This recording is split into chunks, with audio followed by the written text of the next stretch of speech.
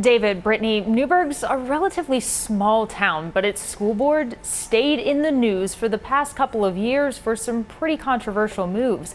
James Wolfer, who has 53% of the vote right now to Dave Brown's 47%, says he and the other incoming board members want to bring what they call a necessary shift to the district.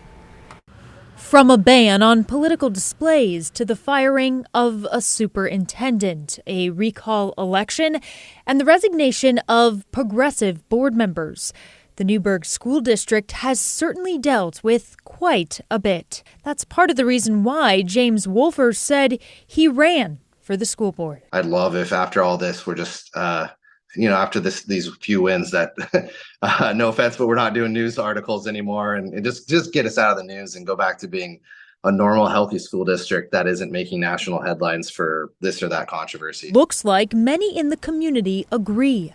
Initial results show Wolfer and the 4 other candidates backed by the Oregon Cares PAC won their bid. The group's largest donor, the statewide teachers union. Scott Winter, a spokesperson, says Oregon Cares formed late last year. I don't know that I personally expected a sweep. That was certainly something we were hoping for.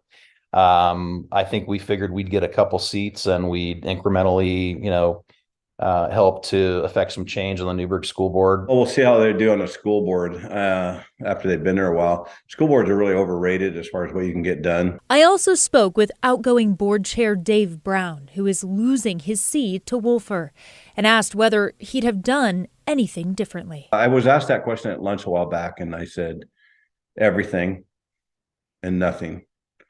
I feel like Newberg had to happen.